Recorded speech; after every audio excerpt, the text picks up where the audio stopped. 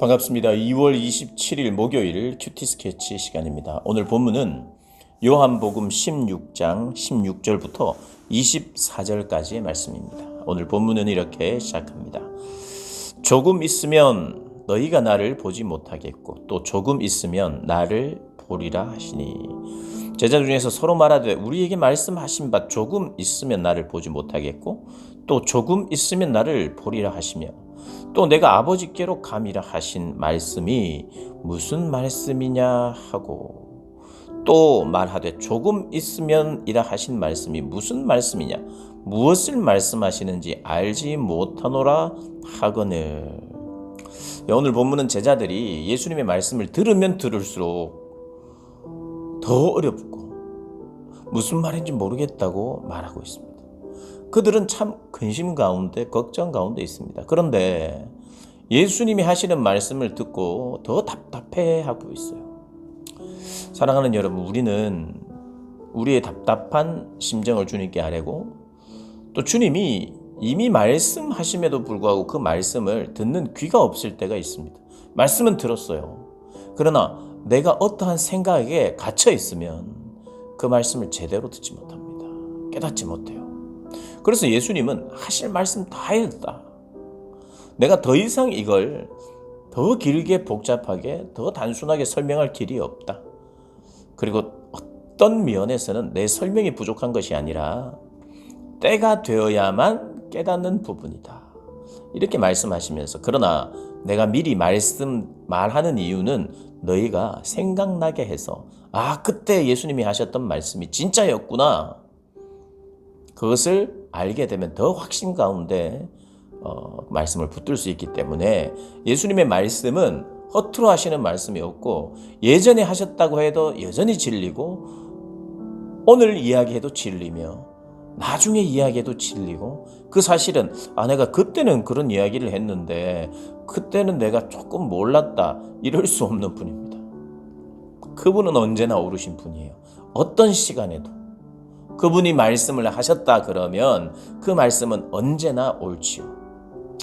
다만 제자들이 지금 제대로 알지 못하는 거예요. 근데 우리는 그 시간을 지났고 성경이 이야기해주고 해석하는 것들을 우리가 보아와서 압니다. 이게 무슨 말입니까?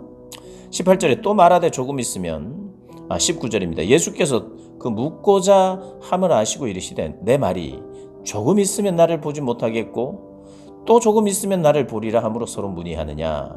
내가 진실로 진실로 너희에게 이르노니 너희는 곡하고 애통하겠으나.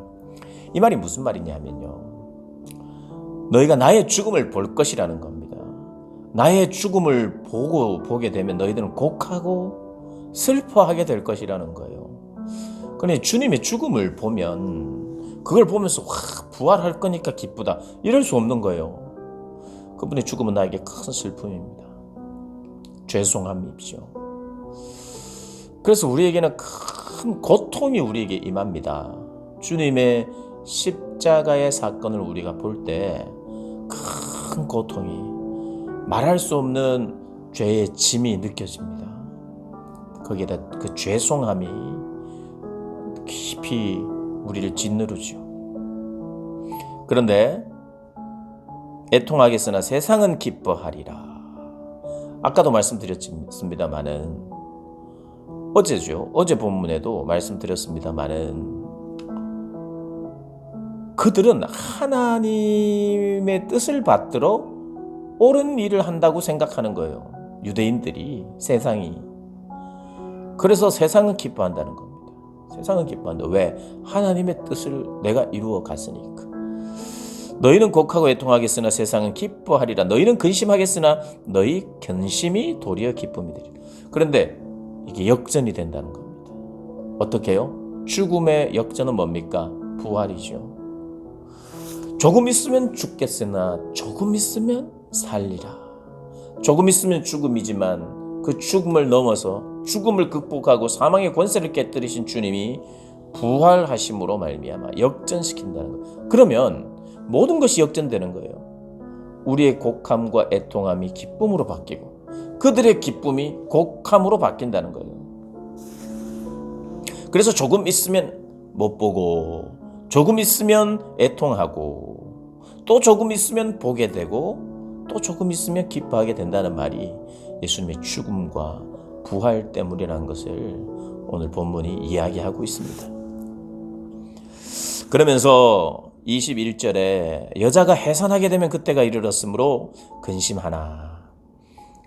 해산의 때가 되면 아이를 잉태하기 위한 그 엄청난 고통에 대한 두려움이 엄습합니다. 그래서 해산의 때가 되면 참 근심으로 가득하지만 아기를 낳으면 어떻게 되느냐? 그 해산의 고통을 다 잊어버린다는 거예요. 그 고통을 다시 기억하지 않는다. 세상에 사람 난 기쁨으로 생명의 기쁨이 이전의 죽음의 고통을 기억지 않게 한다는 거예요. 이게 바로 복음입니다. 이게 바로 우리의 체험이에요. 우리 과거가 얼마나 슬펐든지 아팠든지 참 사연이 복잡했든지 관계치 않고 완전히 역전이 된다는 거예요. 내가 그것을 바라보는 관점이 하나님의 은혜 때문에 정말 잊어버릴 정도로 그게 크게 와닿지 않는다는 겁니다. 그냥 지금이 감사할 따름이라는 거예요. 죽음 같았던 나를 완전히 역전시키고 바꾸어 놓으셨기 때문에. 그러면서 지금은 너희가 근심하나 내가 다시 너희를 보리니 너희 마음이 기쁠 것이요 너희 기쁨을 빼앗을 자가 없으리라. 그날에는 너희가 아무것도 내게 묻지 아니하리라. 내가 진실로 너희에게 이르노니 너희가 무엇이든지 아버지께 구하는 것을 내 이름으로 주시리라.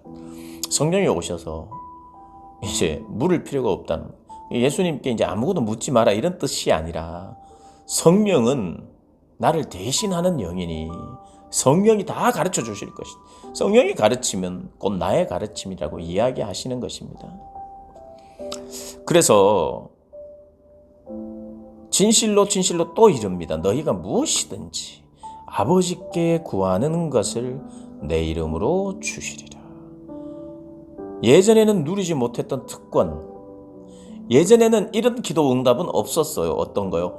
성령이 우리가 기도하는 대로 각 사람에게 임하는 것. 이것은요, 성령은 하나님이 부어주시는 거고 하나님이 정하신 사람에게만 부어주는, 특별한 소수에게만 부어줬던 그런 좋은 것이죠. 그런데 그것을, 그 성령 부어줌이 하나님의 뜻이긴 합니다. 그런데 우리의 기도를 통해서 성령을 부어주시겠다는 거예요. 문맥에 의하면 네가 무엇이든지 구하라 이랬는데 지금 이 문맥에 있어서 제일 좋은 게 뭐예요? 지금 이렇게 쭉 읽다가 내가 빨리 집 살 돈이 필요하다, 그걸 내가 구해야 되겠다, 이렇게 읽으면 성경을 안 읽은 거죠. 성령이 나에게 모든 것을 가르치신다. 성령이 나를 예수를 증거하고 예수로 말미암아 회개하고 또 사역해 하는 그분이 내가 구할 수 있는 가장 좋은 게 있다면 성령인데, 그 성령이 그들에게도 임하여 예수를 믿게 되고 예수를 증거하게 되는 일, 그 일에 동참하게 하는 그 기도, 정말 귀한 기도죠. 그래서 어떻게 보면요, 우리가 구체적으로 다양한 기도를 하나님 응답하여 주시는 게 맞습니다만은, 사실 성경이 요한복음에, 적어도 요한복음에서는 내가 가장 좋은 것, 가장 필요한 것, 원하는 모든 것이 어디로 모아지느냐? 성령으로 모아져요. 그러니까 이런 거죠. 너희가 아무것도 내게 묻지 말아. 너희가 무엇이든지 아버지께 구하는 것을 내 이름으로 주실 것이다. 아버지께 구하는 뭐든지. 근데 그것이 성령을 통해서 주어지기 때문에 가장 좋은 것이 예수이기에 성령을 통해서 주어지는 그 성령을 부어주실 것이고, 그 성령이 부어지도록 하는 것이 사역이죠. 우리가 무엇이 사역입니까? 예수 믿게 하는 게 사역이죠. 다른 말로 성령이 그들에게 임하는 것, 그것이 우리의 사역과 섬김입니다. 그러니까 성령이 임하게 해주세요라는 게 예수 믿고 나서 특별한 체험을 해달라는 그런 기도가 아니라, 성령이 임하게 해달라는 기도는 곧 예수 믿게 해달라, 성령이 임하기를 원하는 기도는 예수 닮게 해달라, 예수의 열매가 가득하게 해달라, 예수로 충만하게 해달라, 이게 우리가 원하는 가장 좋은 기도이죠. 근데 그것을 응답하신다는 겁니다. 응답이 안 되는 경우가 없다고 말할 만큼 예전에는 누리지 못했던 그 특권이 이게 누려진다는 겁니다. 그래서 응답을 얻지 못하는 일이 없다. 조금 좀 어렵게 들릴 수 있습니다만 우리의 기도가 응답되지 않는 것이 없다는 거예요. 저 아직 응답 안 됐는데요. 성령을 구하고 계십니까? 반드시 응답이 될 거예요. 어떤 이들에게 성령이 임하기를 기도하십니까? 그럼 반드시 응답될 겁니다. 그런 믿음으로 우리가 성령을 의지하고 예수님을 의지하여 기도하고 사역하는 저와 여러분 되시기를 주님의 이름으로 축복합니다.